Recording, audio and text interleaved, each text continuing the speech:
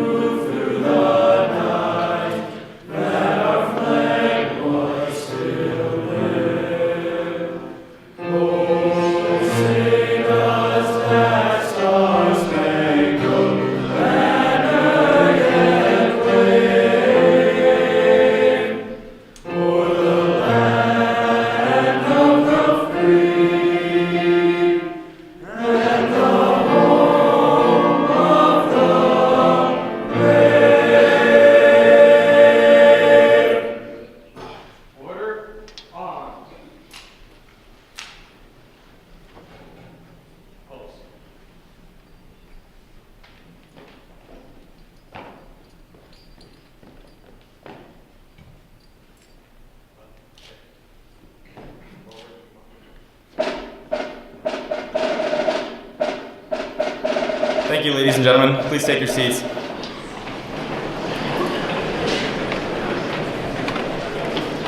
Let us remember that we are always in the holy presence of God, in the name of the Father, and of the Son, and of the Holy Spirit. Amen. A prayer for those in the military on Veterans Day. Father, we ask for blessings on all those who have served our country in the armed forces. We ask for healing for the veterans who have been wounded in body and soul in conflicts around the globe. We pray especially for the young men and women in the thousands who are coming home from war with injured bodies and traumatized spirits. Have mercy on all our veterans from World War II, Korea, Vietnam, Bosnia, Iraq, and Afghanistan. Bring peace to their hearts and peace to the regions they fought in. May God also bless Staff Sergeant Casey O'Toole, son of Michael O'Toole, St. Thomas Academy Class of 1969. Staff Sergeant O'Toole was recently wounded during a firefight with the Taliban in Afghanistan. He is recovering at Brooke Army Medical Center in San Antonio, Texas. The morning prayer of the soldier. In rising, I wish my first thought to be of thee. I thank thee for guarding me during the night. During this day, please keep my body from accident and my soul from sin. I am far from my family, surrounded by new temptations. Please lead and protect me. Bless, please, my commander and my comrades, and above all, bless our country. I pray that I serve as a good soldier today. Amen. In the name of the Father, and of the Son, and of the Holy Spirit. Amen. In the hustle and bustle of our daily lives, we often don't take the time to pause and reflect on the true meaning of Veterans Day and the contributions veterans have made to our country. Armistice Day, or Veterans Day as we now know it, was established by President Woodrow Wilson on the 11th day of November in 1919. Armistice Day celebrated the cessation of hostilities for World War I, which occurred on the 11th hour of the 11th day of the 11th month in the year 1918. On that day, the guns fell silent, the killing stopped, and the war to end all wars was over. In recognition of the sacrifices made by over 116,000 Americans killed during World War I, President Wilson proclaimed, To us in America, the reflections of our Armistice Day will be filled with solemn pride in the heroism of those who died in the country's service, with gratitude for the victory, both because of the thing from which it has freed us and because of the opportunity it has given America to show her sympathy with peace and justice in the councils of the nations. Each year as a nation, we come together with solemn pride to pay homage to the heroism and sacrifices of our soldiers, sailors, airmen, Coast Guardsmen, and Marines from World War I and every other conflict our nation has undertaken since. We must never forget these brave men and women. Today we are honored to have Mr. John Kriesel as our guest of honor. John Kriesel was born in Hibbing, Minnesota, and raised in the Twin Cities. He enlisted in the Minnesota Army National Guard as an infantryman and attended basic training during the summer between his junior and senior years of high school. He deployed on a peacekeeping mission to Kosovo in 2004, and 2 years later volunteered for service in Iraq. On the 2nd of December 2006, he was on a combat patrol with his squad near the Euphrates River when his vehicle encountered a 200-pound improvised explosive device. The blast killed 2 of his close friends, Sergeant Corey Rystad of Red Lake Falls and Sergeant Brian McDonough of Maplewood. Staff Sergeant Kriesel suffered multiple internal injuries, 2 broken arms, and amputation of both of his legs. He retired after 10 years of service and was awarded the Bronze Star, Purple Heart, Combat Infantryman's Badge, plus numerous other decorations. He was elected to the Minnesota House of Representatives in 2010, representing the Cottage Grove area, where he lives with his wife Katie and their sons Elijah and Brody. He decided not to seek re-election in 2012 and is now the Director of Veteran Services for Anoka County. He is a frequent contributor on the K-Fan Sports Show and has authored an award-winning book titled Still Standing, the story of Staff Sergeant John Kriesel. Ladies and gentlemen, please welcome Mr. John Kriesel.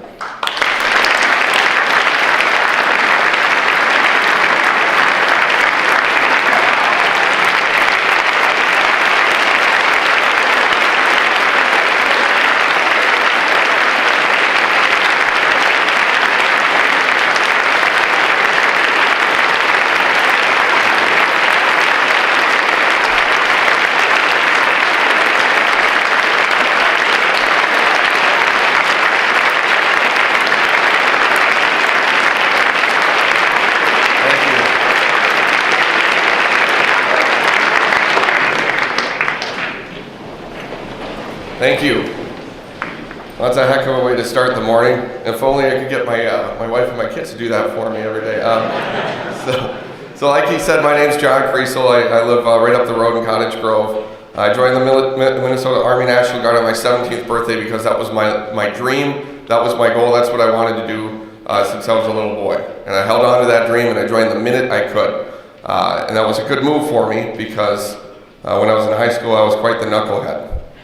I had to do a lot of my schoolwork in the hallway. I graduated from White Bear Lake High School in 2000. Ran into one of my teachers the other day. She's like, "Oh, it's good to see you." She goes, "Boy, you were a stinker." And I was like, glad we can laugh about it now. But it was a good move for me. The military taught me direction. A sense of service. It taught me respect. It taught me leadership. All of the things you all understand and you learn as part of your curriculum.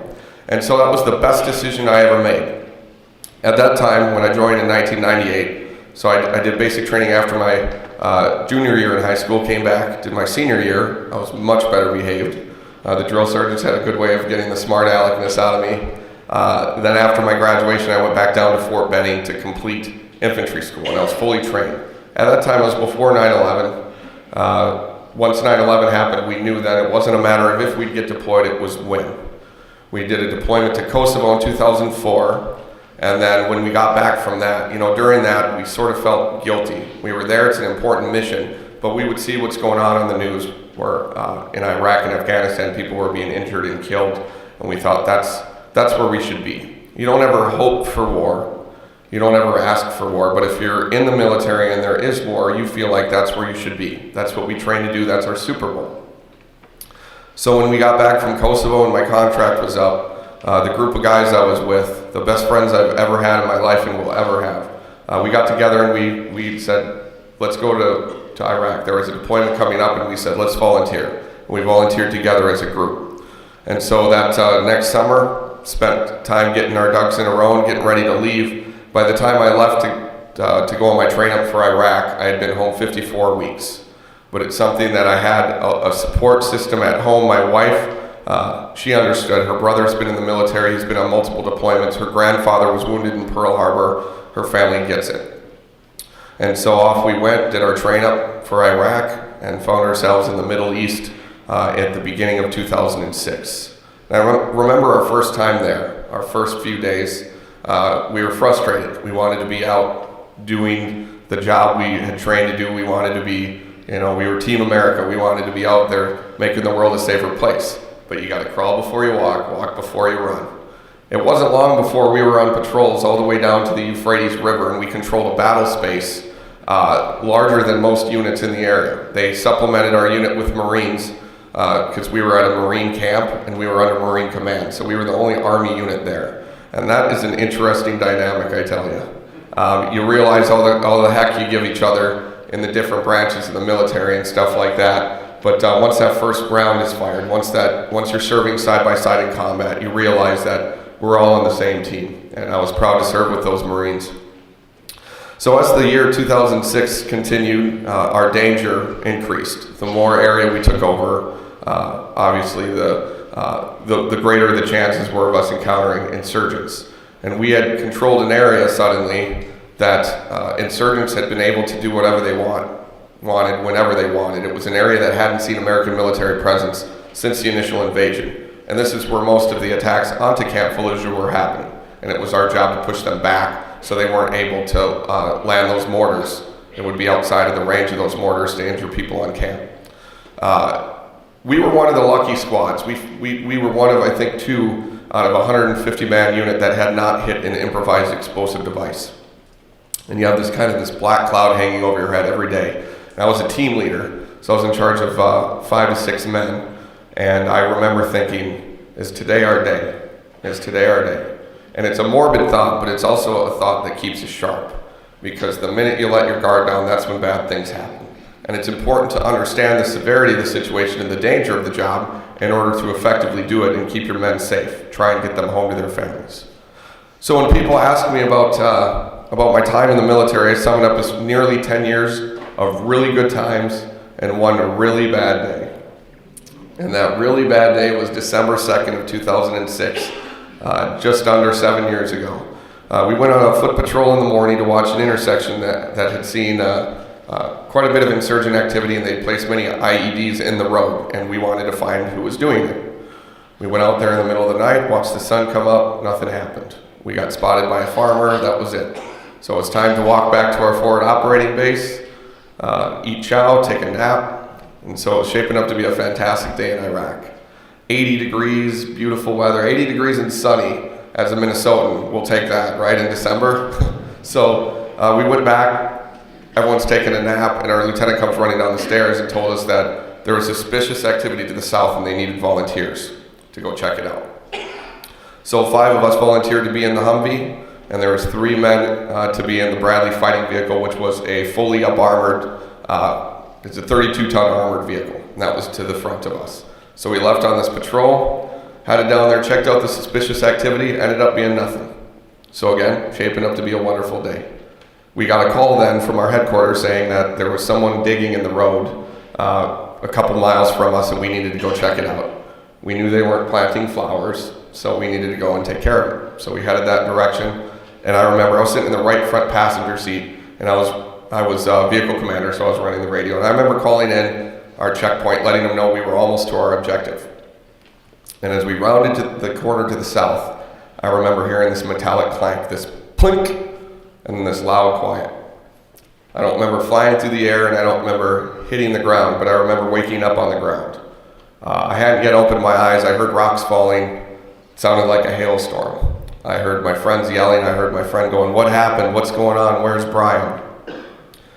I didn't want to believe what had just happened, but I've been a Minnesota Vikings fan my entire life, so I'm used to the absolute worst case scenario. So I open my eyes, I see what had been a brand new, fully up-armored Humvee on its side, facing the wrong direction, and completely destroyed. I looked down, I saw that my left leg just above the knee was connected maybe by a piece of skin, but probably just my pant leg was holding it on. My femur was broken and sticking out. My right leg just below the knee looked like I stuck it in a wood chipper. I was bleeding profusely.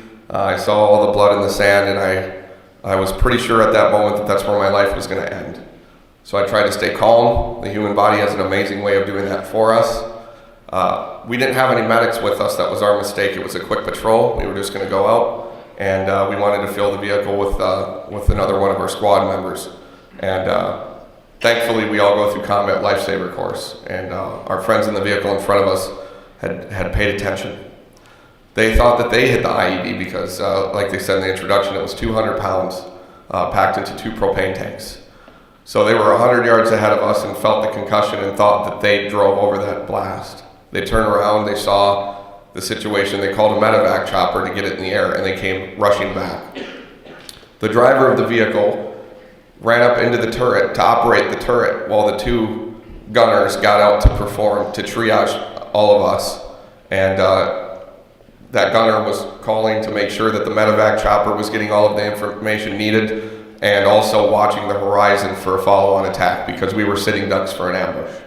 And thankfully, they didn't ambush us, and I don't think anyone wants to mess with one of those Bradley fighting vehicles, to be honest with you.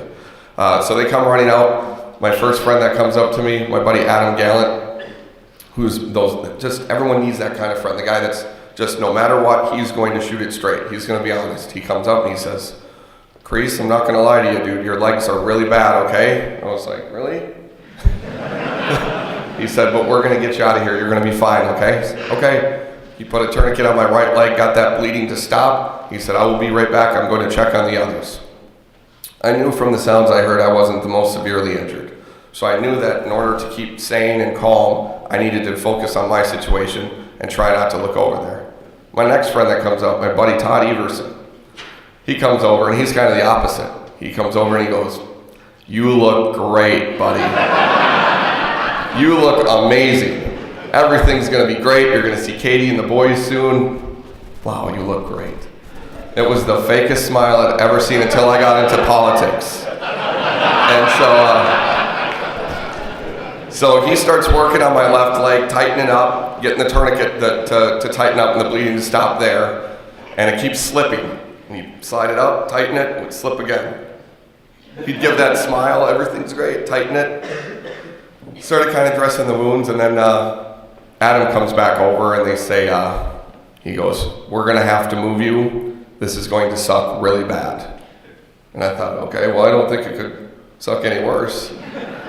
So then they flip my legs up onto my chest and lift me up. Yeah, I was not a gymnast, I was not a hockey goalie, and so that's something else to look and see your legs there. And they lifted me up, and that's about the only time I felt pain. My pelvis had been broken. And so when they lifted me, there was some pain there. They had to move me away from the vehicle because they were working to save one of my friends who was trapped underneath it. So they moved me away from it to a spot away from the vehicle where the helicopter could get to us quicker. And as they're triaging the situation, I keep closing my eyes because I don't want to see my friends injured. And I felt tired. And they'd come over and they'd slap me in the face. "Stay awake, keep fighting."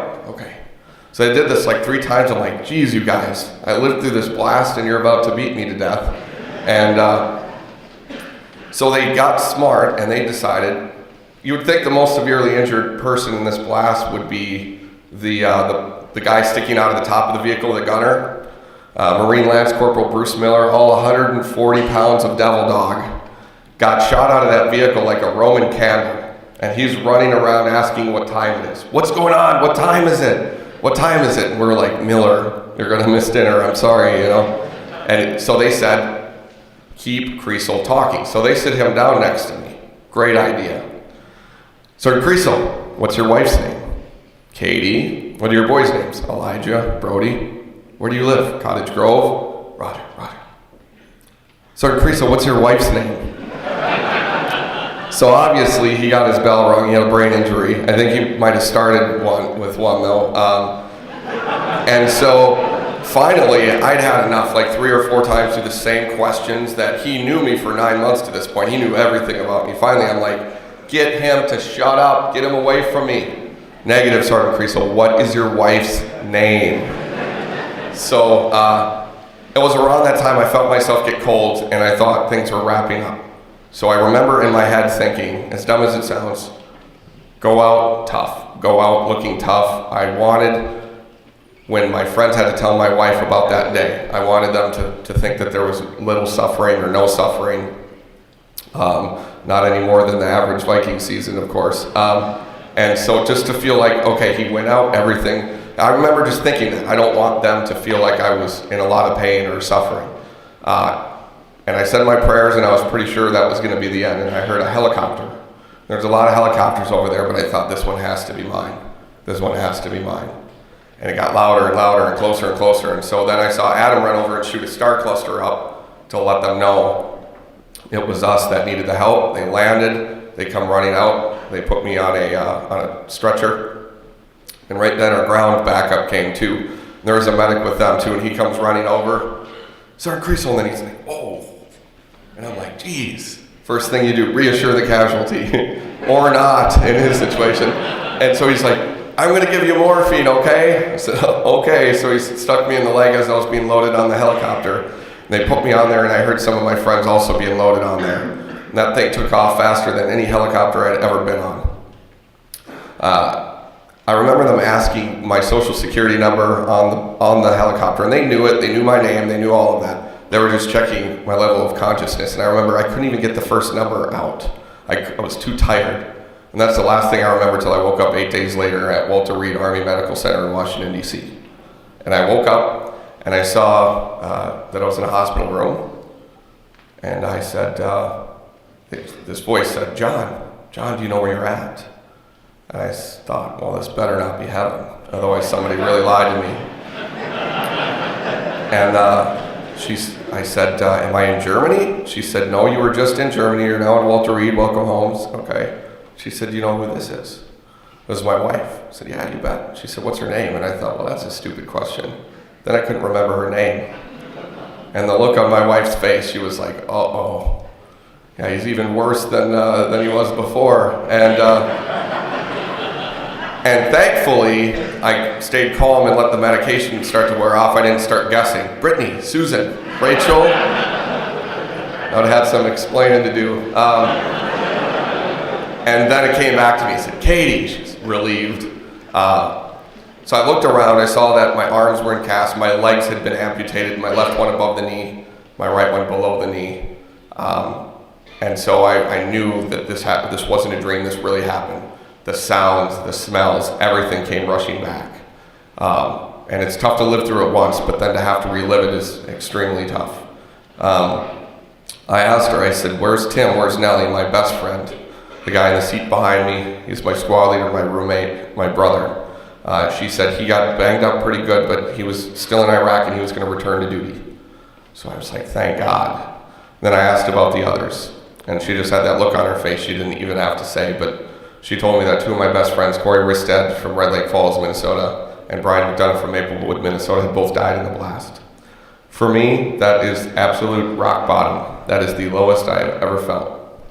It seemed like just 5 minutes before that, we were all on a mission, doing a job that we volunteered to do, on a patrol that we volunteered for, having a good time, enjoying the company of one another, and in the blink of an eye, it's all gone. And there's no manual or textbook that says, if this happens, turn to page 22, and here's how you deal with it. There's none of that. That was the toughest moment for me, but that's also the moment that I realized how lucky I was to be alive. And it didn't matter how long I spent in the hospital or the fact that I may or may not ever walk again. It didn't matter, that situation. It didn't matter. I was just thankful to be able to have the chance to see my little boys grow up and to tuck them into bed every night and kiss them goodnight and kiss my wife goodnight. That's a gift. It's a gift that many of us take for granted. I took it for granted, but I learned from then on really how important life is, how precious it is, and really how quickly it goes. I can't believe that was 7 years ago. It seems like last week, but that was the moment that I think obviously my life changed. But I look at my life almost split into before that day and everything after it. It's like I was born again. I learn now, I look at everything different. Every day I get up, I have to put my legs on before I get dressed, just like you guys all have to do, right? So there isn't a day that goes by that I don't think of December 2nd, and then I don't think of my friends. There isn't a day that goes by that I don't. But it's a reminder that of really how lucky I am, and I'll never take anything for granted again. I'll never look at any day the same. And I'm happy that, in a weird way, I'm thankful that I was awake for that moment, because I remember how close I was to losing my life, and how everything that's happened after almost wasn't. I took my kids deer hunting for the first time this past weekend, and we actually went hunting with the Risted family. So it was awesome, and that moment almost didn't happen. So I'm very thankful for that. And so on days like this, it's nice to be able to get thanks. People say thank you for your service, and that means a lot. And I know that there's many people in this room who have served as well. And to all of you, thank you for your service, because it's all of you that what we do nowadays, our equipment may be different, our firearms may be different, but we're all the same. That's the only thing that's changed throughout time. All the veterans before us, we've all been through we all have similar stories. What basic training was like, man, my drill sergeant was like this or whatever. And we all have that bond. We all have that common ground. It's just our uniforms that have changed. The guys now, I see that even some people that were in with me, they get all the cool stuff now. The stuff I had was outdated. So looking back on that day, I obviously that day wasn't a fun day, but I know that there's nothing I can ever do that will go back and change what happened. All that I can do is control my attitude moving forward and try and make every day from here forward the best day of my life, and try and be the best father I can, the best husband, and the best friend. And so the lesson here today, I don't want you to be sad. I don't want you to look up there and be like, that poor guy, because I'm fine. It's strange to say, but I'm happier now than I've ever been in my entire life. And it's because I really feel thankful for this. I understand how close it was to not having the things I have. Every day I see my kids. That moment, hunting with my kids last weekend, that was extremely special. And so that's the message. You're never too cool to tell your parents you love them, okay? You're never too cool to tell your friends you love them.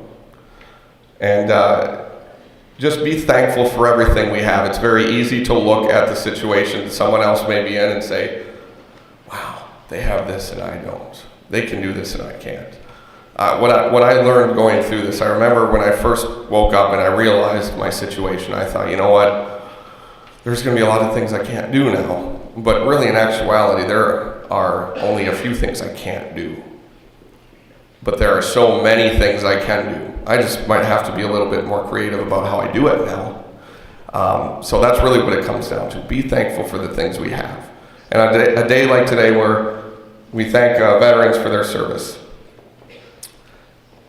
When people say that to me, I'm extremely thankful. And I know that the other veterans in the room are thankful as well. But it's all of you. It's the people in this community. It's the people that, when I was injured, people that had never met me came to the aid of my family and said, what can we do to help? People that had never met me.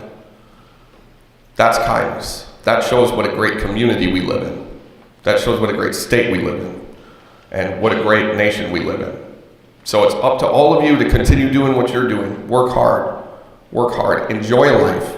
Enjoy all of this. Enjoy this blanket of freedom that we are so blessed to live under every day. Enjoy it. And keep doing what you're doing. And as long as that happens, this nation will continue to be the greatest nation the world has ever seen. And people will continue to volunteer to protect it. And we will always have that freedom. And it does come at a price, but there are always people willing to stand up for it, and that is because it is worth it. It is worth it. So thank you for having me out today. Enjoy the day, and remember the things we talked about today. God bless you all.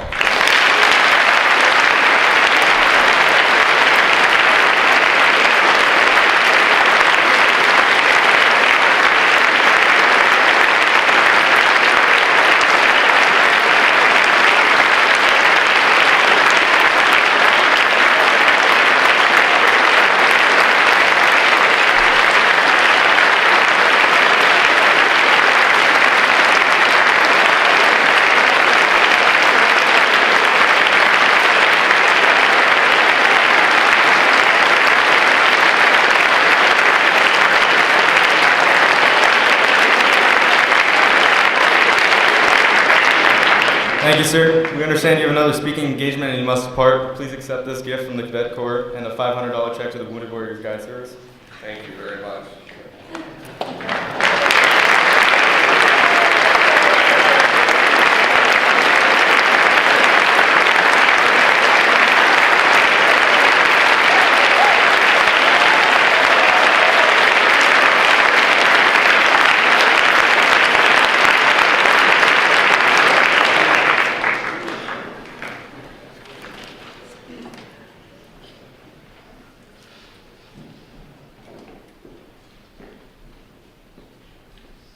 I didn't fall.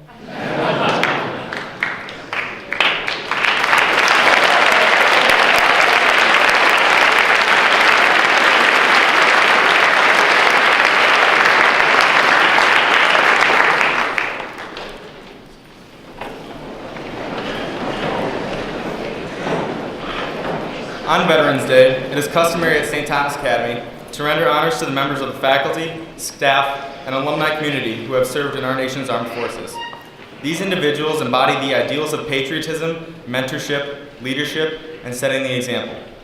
At this time, would the following persons please stand? Ms. Jean Williams, 4 years with the United States Air Force. Mr. Gary Lofek, 4 years with the United States Navy and Air Force. Mr. Mitch Tarashi, 6 years of service in the United States Navy. Mr. Kevin Zenner, 5 years of service with the United States Army, graduate of the United States Military Academy.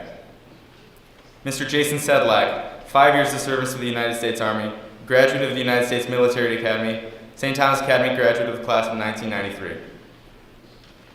Mr. Terry Bubak, 4 years of service with the United States Navy.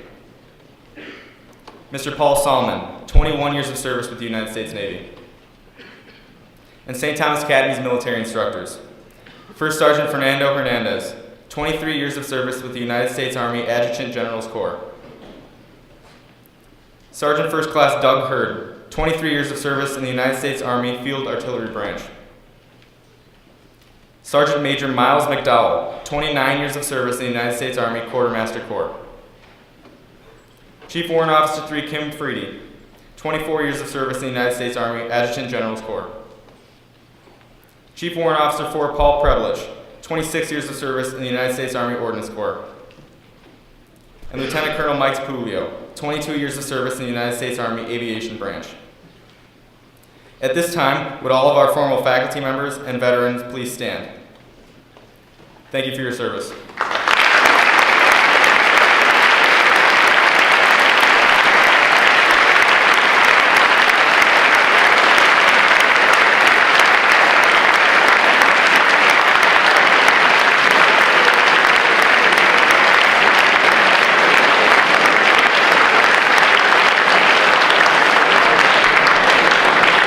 I present to you the St. Thomas Academy Choir.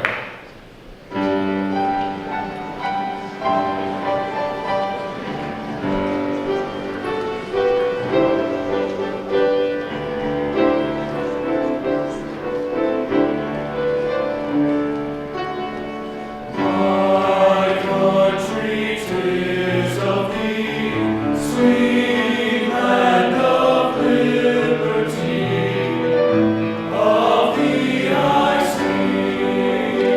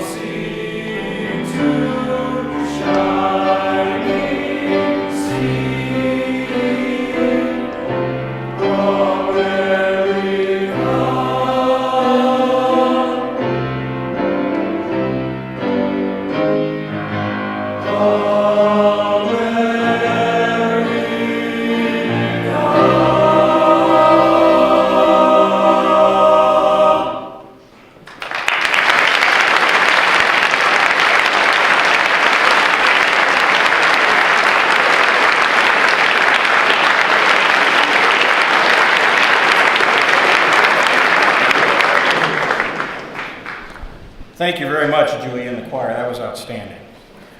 Ladies and gentlemen, before I proceed, please allow me to introduce some special guests that are with us today. Mr. James Garberg, St. Thomas Military Academy class of 1941, recipient of the Distinguished Service Cross on the island of Attu in 1943, and our first Fleming Award recipient. Sir, as always, it's great to have you here.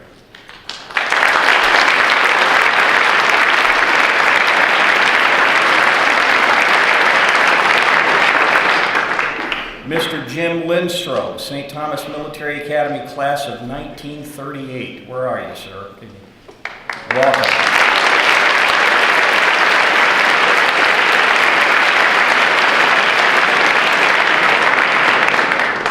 And I'd also like to welcome the members from the class of 1942, 1952, and 1965. As we enter into our 128th year, our military traditions remain true and steadfast. Archbishop John Ireland, who served as a chaplain in the Union Army during the Civil War, was instrumental in adopting military training as part of an overall curriculum for young men. An avid student of history and the military art, Archbishop Ireland frequently observed World War I area military maneuvers and tactics at Fort Snelling, where St. Thomas cadets fought in mock battles against University of Minnesota cadets. In addition, Archbishop Ireland was known from time to time to personally inspect the Corps while in formation or serving as a reviewing officer during one of the many reviews. As a military institute, our list of graduates who have served this nation in our armed forces is long and distinguished. Our alumni have served in every conflict since 1890. Most notable was the World War II generation, where the vast majority of graduates from 1935 to 1945 all served, with over 51 killed in action. In 2007, the administration approved a new honor to honor our veterans graduates. The award is officially named the Fleming Alumni Veterans Award, or simply the Fleming Medal, named after Captain Richard E. Fleming, class of 1935, and recipient of the Medal of Honor for his actions at the Battle of Midway in 1942. In 2008, a design competition was held for cadets to create a medal that would capture the themes of St. Thomas: military service and country. After a difficult selection process, Cadet Andrew Schaefer, class of 2008, won the competition. His design superimposed the Maltese cross worn on the Cadet Class A lapel with the school crest, crossed rifle and saber, and 4 blue stones to symbolize the 4 pillars of St. Thomas Academy. On top of the medal, a Latin phrase reads, Pro Deo et Patria, for God and country. It is important to acknowledge and recognize the class of 2008 for their senior gift funded this effort. Our first recipient today is Major General Robert Pollmann, United States Army. General Pollmann is a native Minnesotan and a 1965 graduate of St. Thomas Military Academy. His was the last academy class located at the College of St. Thomas before we moved to our current location in the summer of 1965. During his time at the academy, he was called Poles by his classmates, and he excelled in academics, specifically chemistry, and in the military, where he was a cadet lieutenant colonel and a battalion commander. He received 6 medals for good conduct, and he was a member of the wrestling team, the rifle team, and the chemistry club. His classmates remember him as being motivated about flying. He obtained his private pilot's license while he was at the academy, and he served in the Minnesota Civil Air Patrol. He loved flying so much that he took his date for the mill ball on a flight around Flying Cloud Airport right after the dance. He was honored by his classmates as being the most respected and best liked in his class. After the academy, he attended the University of Minnesota, graduating in 1970 with a degree in aeronautical engineering, and has completed postgraduate work in marketing, business, and the German language. He entered military service in 1970, enlisting as a member of the 385th Engineer Group here at Fort Snelling. He was trained as a helicopter mechanic with the 385th Aviation Section. Due to his educational background, he was direct commissioned as a second lieutenant in 1972 and began serving as an engineer officer. For over 30 years, he commanded engineer units at many levels, to include platoon leader, company commander, battalion commander, and brigade commander. He was deployed to Guatemala, where he led engineers in Navy Seabees and numerous construction projects. In 2004, he served as Chief Engineer, Multi-Corps Iraq, and Commander of the 420th Engineer Brigade with command of over 4,300 joint forces in Iraq. He led these forces through intense insurgency combat and relentless hostile fire. His unit rebuilt bridges, roads, mosques, schools, and other numerous projects that would improve the infrastructure of Iraq and allow the government to regain control of insurgent areas. In addition, his engineers found and removed over 400,000 tons of munitions, keeping these weapons from falling into the hands of the enemy, saving untold number of coalition soldier and civilian lives. His last assignment was as the commander of the United States Army 88th Regional Readiness Command here at Fort Snelling, where he commanded over 14,000 soldiers who participated in operations in Iraq and Afghanistan. He retired in 2008 with over 37 years of service. He started and ended his career at Fort Snelling. He holds the Army Distinguished Service Medal, the Legion of Merit, the Bronze Star, and numerous other awards and decorations. In addition, he is in a rare club. He is one of only 7 Academy graduates in the history of our school to attain the rank of General Officer. In his civilian career, he is the president of RATCOM Incorporated, which specializes in the application of filtration systems for the food and beverage industry. He is a licensed pilot and a flight instructor in power aircraft and gliders. He is an accomplished runner, and he just completed the St. Louis Marathon, where he finished #1 in his age group. Sadly, he lost his life at 41 years in 2011, but together they raised 3 children. He currently resides in Minnetrista. Ladies and gentlemen, the Fleming Medal is awarded to Major General Robert Pollmann, St. Thomas Military Academy, class of 1965.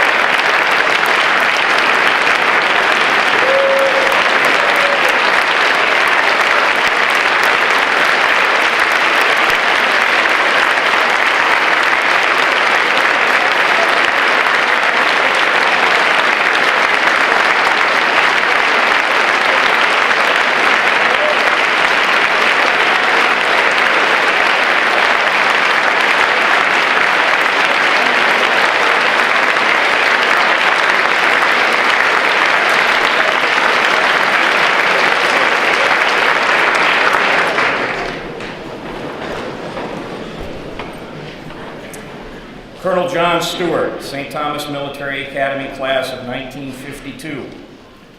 From his earliest recollection, John Stewart knew he would like the regimentation and discipline of St. Thomas Military Academy. He learned to shine his belt buckle during the first day of his freshman military class, and he went home to declare to his father that, "I'm really going to like this military stuff." That motivation held true during his time at the academy, where his classmates dubbed him the landlord of the military department. As a senior, he was a cadet captain and commanded A Company. He was a standout student as well. He was a member of the Latin Club, the Chemistry Club, the History Club, and the Art Club. He received numerous Eagle Awards. He remembers that St. Thomas Military Academy was a true community, where professors not only taught academics and coached, but were your neighbors and friends of your family, a very welcoming place. He attended the University of Minnesota and obtained his degree in political science with a minor in history and economics.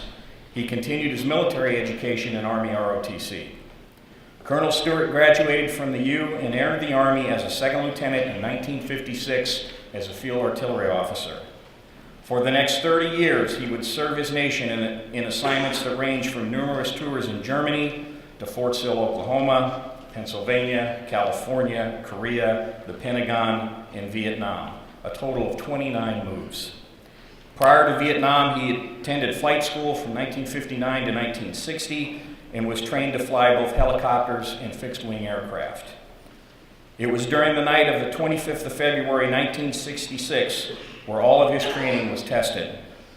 A small outpost near the village of Phu Loy was under immense attack and risked being overrun by North Vietnamese and Viet Cong forces.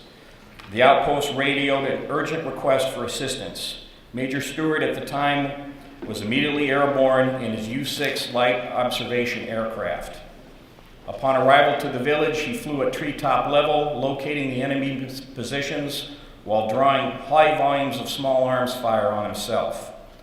Flying over the enemy positions, he radioed and directed the employment of artillery with such precise effect that the attack was disrupted and the enemy was forced to withdraw. He pursued the fleeing enemy, continuing to call in mortar and artillery fire until the enemy units were completely broken.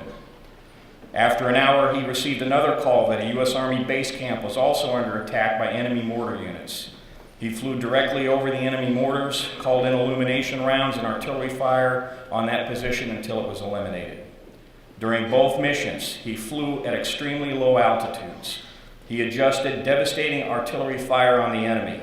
He survived heavy volumes of small arms fire and exploding fragments from artillery rounds that ripped through his airplane.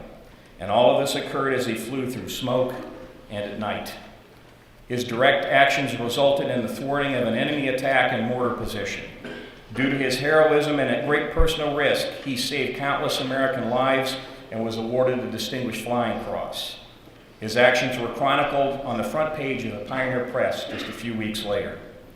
Later in 1966, he was transferred to a staff position where he planned operations aimed at stopping the influence of the Viet Cong, and he helped plan and execute Operation Junction City, the largest ground operation in Vietnam. After Vietnam, he continued his Army career and commanded the 6th Artillery Battalion of the 1st Infantry Division, and he served as a Deputy Commander of 5th Corps Artillery. He retired from the Army in 1985. His decorations include the Distinguished Flying Cross, the Legion of Merit with 2 oak leaf clusters, the Bronze Star, and the Republic of Vietnam Cross of Gallantry. After the Army, he worked for the Archdiocese of Harrisburg, Pennsylvania, while he was finishing his PhD in political science from Penn State. He became a professor at Penn State in 1988 and has taught every political science class they offer. He developed a class on terrorism and a class on reflective history of Vietnam. He still teaches to this day. His hobbies include studying any kind of transportation, airplanes, boats, trains. In addition, his family tells me that he has a love of greasy spoon diners. So he is especially excited about coming back home to receive the Fleming Medal, and he plans, after the ceremony, he plans to take his family to Mickey's Diner. Colonel Stewart and his wife, Mary, have 5 children and 5 grandchildren. They currently reside in Carlisle, Pennsylvania. Colonel Stewart's life has been an example of service to his church, his country, and his fellow man. Ladies and gentlemen, the Fleming Medal is awarded to Colonel John Stewart, St. Thomas Military Academy, class of 1952.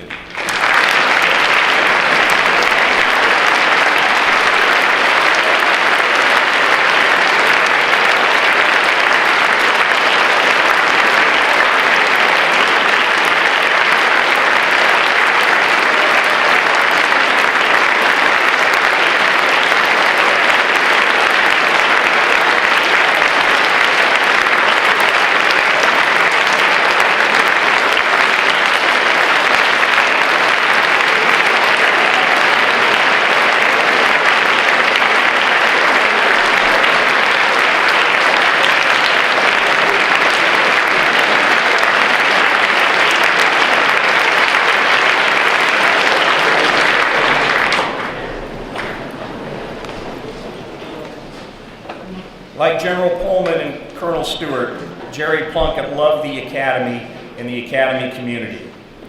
Even in his later years, he often talked fondly about the wonderful teachers at the Academy, names like Father Ozark, Jack Campbell, Colonel George Langan, just to name a few. Because of men like these, he excelled at the Academy, a multiple Eagle Award winner, a platoon leader, a member of the crack squad, but perhaps his greatest passion was as captain of the debate team. He led the debate team to a state title. His classmates dubbed him Bubbles for his outgoing personality, and he was given the name True Legal Material because he could out-argue anyone, even members of the faculty. After graduating in 1942, he immediately entered the University of Minnesota and completed a semester of school before the Army called. He reported to Officer Candidate School at Fort Benning, Georgia in January 1943, followed by infantry training at Camp Shelby, Mississippi. Like many of his St. Thomas Military Academy classmates, he found himself as a young 19-year-old second lieutenant en route to war. One of his first responsibilities was being an officer in charge of a troop ship steaming across the Atlantic Ocean. His exploits on the ship made the St. Paul Dispatch newspaper on the 19th of May, 1944, where he commented to a reporter that it was, quote unquote, fun trying to keep 400 men occupied and healthy on a ship, especially when 2/3 of them were from Brooklyn. He was assigned as a platoon leader with the 23rd Infantry Regiment of the famous 2nd Infantry Division. One day after the Normandy invasion on June 7, 1944, his unit waded ashore on Omaha Beach and were immediately thrown into ground combat. The 23rd Infantry fought the Germans in the infamous French hedgerow country, where it would take days just to advance a few hundred yards, while sustaining heavy casualties. After 2 months of continuous ground combat, he received the Bronze Star for saving the lives of 2 soldiers trapped behind German lines. Just a week later, he was severely wounded by enemy artillery fire trying to capture the town of Tinchebray, France. He spent the next several months recovering from his wounds in a hospital in England. While in the hospital, he received a thoughtful letter from his battalion commander telling him that his absence was felt by the officers and men of the regiment, and they all hoped he would quickly return to duty. Finally, he returned to his regiment in early December 1944, which at the time occupied defensive positions in the Ardennes forest on the Belgian-German frontier. On the 16th of December 1944, as luck would have it, the 23rd Infantry was right in the way of the German 1st and 12th SS Panzer Divisions as they attacked into Belgium in what became known as the Battle of the Bulge. Combat was fierce and casualties were heavy. Lieutenant Plunkett soon found himself a company commander. Ultimately, the German onslaught was stopped and the American Army moved into Germany. Sadly, in February 1945, Lieutenant Plunkett's brother was killed in action near Metz, France, and his father had died back at St. Paul. With the war winding down, the Army allowed him to come home in March 1945 to be with his family and undergo additional medical treatment for his wounds. He then reported to Fort Hood, Texas, and began to prepare his unit for the invasion of Japan. After the surrender of Japan, he returned home for good. From June 7, 1944 to March 1945, he participated in 4 major campaigns. He was awarded the Combat Infantryman's Badge, the Bronze Star, the Purple Heart, and a Distinguished Unit Commendation for his service with the 23rd Infantry. Like millions of others, he came home after the war, he married, raised a family, and began a career. He obtained his law degree in 1949. He became a city attorney for St. Paul, and at the ripe age of 30 became the youngest municipal judge in Minnesota. In 1969, he became a district court judge and served in that capacity for the next 22 years. But he never forgot his roots. He loved the academy. He served on the board of trustees and was the president of the Alumni Association. And he received the Hames Award in 1983. Sadly, Jerry passed away in 2000, but his legacy lives on. All 5 of his sons attended the academy. 3 daughters attended visitation. 5 grandsons are cadets, along with 2 great-nephews and 3 cousins, 19 in total. In a fitting tribute, his sons recently retraced his journey in Europe during the war and produced a beautiful history in DVD dedicated to him and to the men of the 2nd Infantry Division. Ladies and gentlemen, the Fleming Medal is awarded to J. Jerome Plunkett, St. Thomas Military Academy, class of 1942. Accepting on his behalf are his sons, John, class of 65, Patrick, class of 66, Tim, class of 73, Paul, class of 75, Michael, class of 76, and nephews Jim Plunkett McManus, class of 62, and Steve Plunkett, class of 81.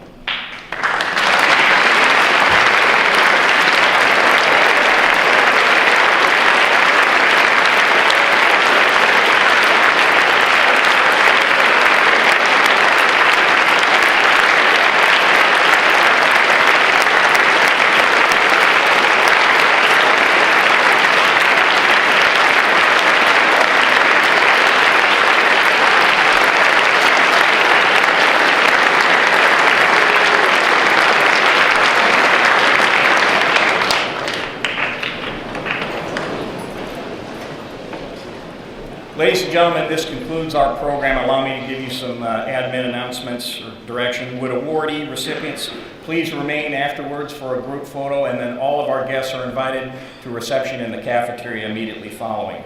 Also, Staff Sergeant Kreisel's book, Still Standing, will be available in the bookstore later today if anybody's interested. Thank you for coming to St. Thomas Academy, and to all the veterans out here, thanks for serving, and cadets can go to third hour. Have a great day.